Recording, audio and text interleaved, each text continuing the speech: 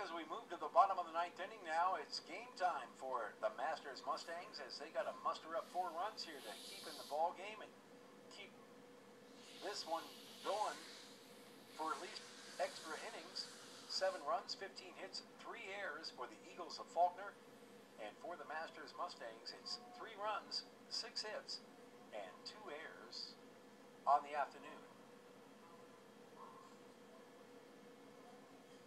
So to the plate comes Jonathan Papadix now to lead things off. Of the 15 runs that have, actually of the 7 runs that have been scored, all 7 have been earned, by the way, if you're scoring along at home, and a strike to Papadix makes it 0-1. The 0-1 delivery now, and the rain showers again starting to fall here in Lewiston down below, and it's not enough to hold up the ball game. It's enough to be an irritant because there's lots of umbrellas out, as you can see from that shot right there. Umbrellas in the first couple of rows. Amazingly, there's quite a few people that have not left the park. There's, well over 1,000 people still here enjoying the baseball with the count 1 and 2 to Papadix now. Well, Griffiths, who came on, they got the final out in the 8th inning. Had a 6-out save Saturday, trying to nail down a 4-out save here. It would be his 7th of the season. Swing and a miss, and Papadix goes down for the first out. And that's a big out as we move on now to the 3rd man in the order, and that is Steve Carkenny. LaBradford Griffiths, Brad, as he goes by, out there on the mound, the talented left-hander. 6 feet 3 inches tall, the Lake Butler, Florida junior, comes to Faulkner via Gulf Coast State College. And a swing and a miss there by Steve Carkenny for strike 1. If he does indeed nail it down, it would be the 12th win of the year for the Eagles starter, Will Dismukes, who would improve to 12 and 2. Dismukes with a very impressive day out there today.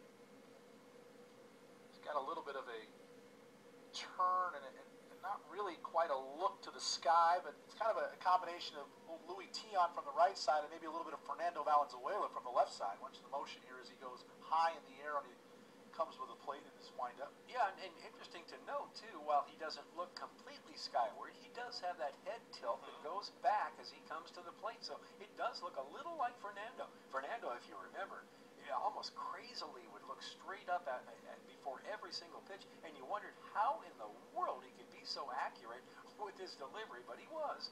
And that pitch is beautifully painted on the outside corner. It's now 2 and 2 to Steve Carkenny, and we're getting down to game time here with only a couple of outs left for the Mustangs of the Masters to put a run and a bunch of runs on the board. Griffiths is set, the 2-2 pitch. Down low, ball 3. By the way, it's not Griffiths with the TH at the end. It's Griffiths with Griffs. If you're wondering, we're not mispronouncing it. It is actually Griffiths. The 3-2 pitch. Just a bit outside, ball 4. So down to first goes Steve Carkenny, and that is exactly what the Mustangs of the Masters need. They need base runners. Well, we've had 10 strikeouts in the ball game by the 3 Eagles pitchers combined, but they have also now walked 5 and hit 3. So that's not a great ratio. 10 to 8, your strikeout to free passes. Yeah, it really isn't. And so now here is Joe Riddle to face LaBradford Griffiths, and the pitch is outside, ball 1. Teams talk about when they get down by a bunch, you just want to get back in a position where you get the tying run to the plate. Well, the Mustangs did that in the 8th inning. They scored 3 and had the bases loaded, but failed to get any closer. The base runner goes. That's interesting. Why would you? I guess hit and run. It looked like it was going to be a hit and run, but man, I don't know if I could even do that with 1 out. Well, I'm not sure they're holding him on, and I think he was thinking maybe I could just pick up 90 feet right here. The first baseman and Coker just playing behind him a little bit, but now he's going to creep over and at least let him think about that I'm in between you. The 1-1 pitch is, well, basically a wild pitch. Down to second base will go the base runner Carkenny. So I guess his best intention comes true right there. Maybe he just rattled everybody, including the battery, enough to induce that, and he'll scamper on down to second base. The problem now, and I'm sure that the Mustang fans understand this, you're down by 4. You need more base runners. That's what you need. If you get a couple more on, all of a sudden this gets to be really, really interesting and a lot more fun. It's a 2-1 count now to Joe Riddle. And Griffiths bears down on the sign from Zach Colby and doesn't even look at the runner at second. And the pitch popped him up, and it will just get out of play. Heads up. Boy, we had one the other night. It was absolutely stellar effort by the cameraman from our local television station, KLEW. And he was standing in what they call the crow's nest over here on the left field side. And a foul ball was hit, and he literally, as it's fouled off, pulled his camera down on the right-hand side of his body where he had it on his shoulder. He pulled it off his shoulder and held it with his right hand to his side, and then reached up with his left hand and barehanded a foul ball. And I'm telling you, this place went wild. And then we had 4,800 fans here, and they went crazy when he made that catch. The 2-2 pitch now to Riddle, and here it is. Lifted him foul and down the left field line. So Riddle is protecting himself at the plate and making sure that he gets every ounce of this at bat down by 4. Well, and even if the Masters doesn't come back and win this ball game, we mentioned this is the guy that Faulkner goes to in the late innings. So if you run his pitch count up here, the Masters may do a future opponent a favor for Faulkner. That pitch is popped up and it's right above us. By the way, the winner of this game is basically in the driver's seat. And the loser of this game will be here at the ballpark tomorrow at noon to take on the host, LCSC Warriors. Yeah, the winner of this game will take on the winner of our final game of the day. That's Lee and Embry-Riddle in the 2-3 game. The pitch is down low, and the count is 3 balls and 2 strikes. Yeah, and that really becomes kind of the pivotal game of the entire tournament tomorrow night. Because those two teams, when they battle it out, the one that comes out victorious is in the driver's seat. Because they will have been the only undefeated team left. Here comes the payoff delivery, and it's lifted into right field and well hit, and I mean it is well hit. As David Bishop goes back and the ball bounces off the wall and into second base, the throw with the run scoring, and it's now 7-4, and here come the Mustangs of the Masters. Yeah, Riddle just did miss hitting that ball out of here, Jay, as that one looked to hit off the top of the wall, the St. Joseph sign. It's the purple sign out there in right field, and again, Jay talked about it earlier, the second set of signs, if you're at the ballpark, are actually behind the in-play fence, if you will. And if it clears and hits that second set of signs, it's a home run. That one hit off the top of the wall in right center field for a loud double. And here's Shackelford now, and Ryan takes the first pitch for a called strike. And if Shackelford were able to get his way aboard here with 1 out, I know you know what I'm going to allude to. The tying run would come to the plate. We mentioned they had it last inning. The 0-1 pitch is called strike 2. So look at LaBradford Griffiths bear down now. The crafty little left-hander is trying to put a stop to this little flurry, if you will, by the Mustangs of the Masters. And the pitch outside, ball 1. 1 ball and 2 strikes. If you're wondering, Chris Talley is waiting on deck. And also, if you're wondering, Ryan Shackelford at the plate has no home runs this year. So Shackelford's job here for the Mustangs is to simply get on. And he swings and misses, and wow, what a big strikeout there for LaBradford Griffiths for the second out of the inning. He has struck out 2 in this inning.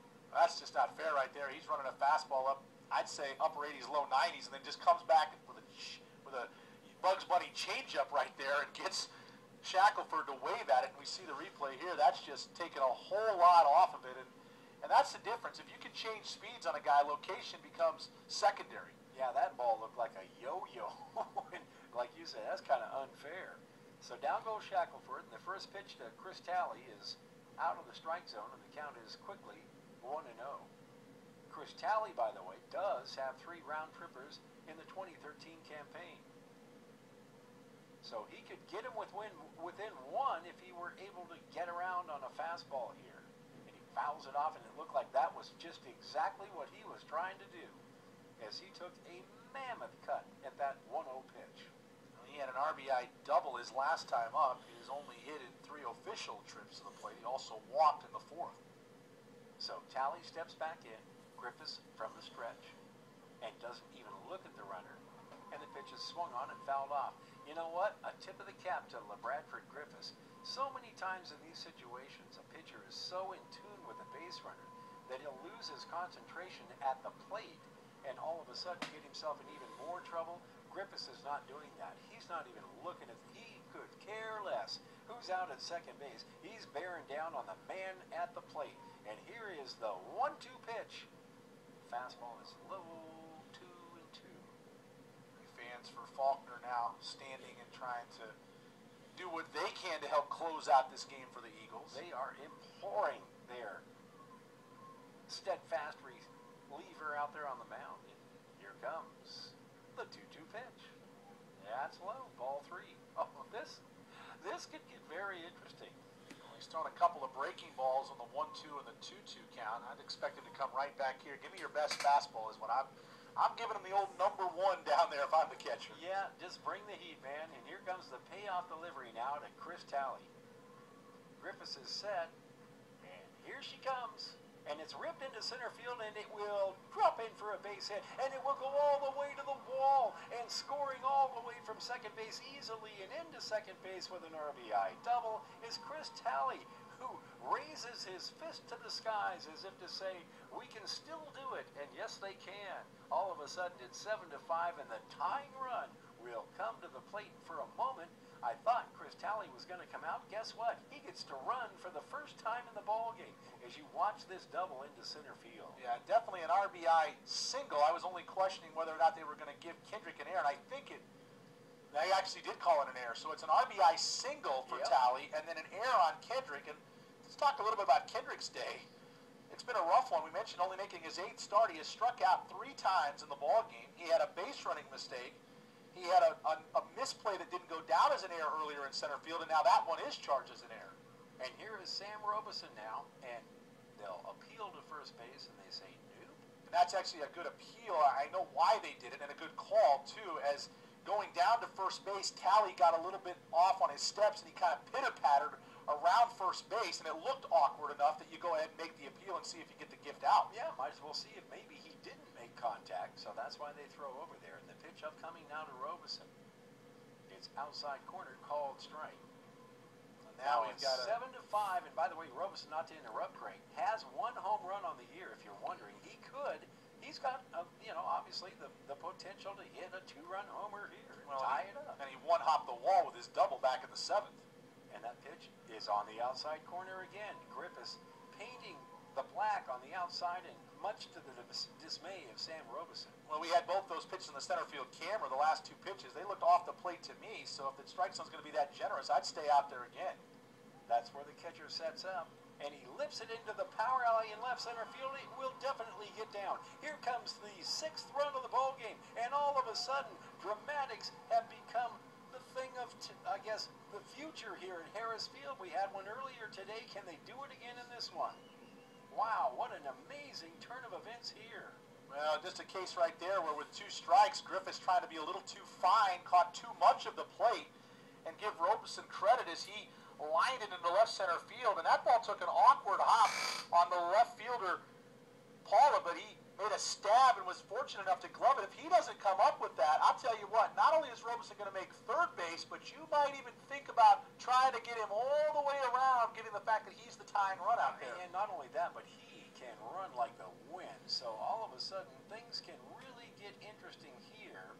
And a timeout called, and I'm not sure what in the world that's all about. The catcher went out to have a little discussion with Brad Griffiths out there, and the home plate umpire finally wandered out as Sam Bolte wanted to see what that was all about. And now, here's Cody Harris. He has not hit a home run all year long, and right now, the tying run is at first base. It's 7-6, the Eagles, the Faulkner with the lead, but here come the Mustangs with 2 outs, and the pitch is down low, and it almost got through the 5-hole of the catcher, Zach Colby, which would have easily advanced the base runner to scoring position.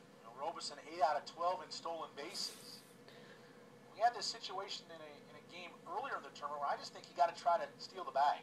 And the pitch is grounded right to the first baseman. You talk about the good fortune, and that is what it is right there. That could have easily gone down the right field line and scored the run, but as it is, it ends the ball game. 3 unassisted, a nice stab by Caleb Coker to make the play and end the ball game. The threat is averted, but not before 3 more runs cross the board here in the 9th inning and make this a 7-6 ball game. It's 7 runs, 15 hits, and 4 errors for the Eagles of Faulkner. 6 runs, 9 hits, and 2 errors for the Masters. An interesting and really quite an entertaining ball game.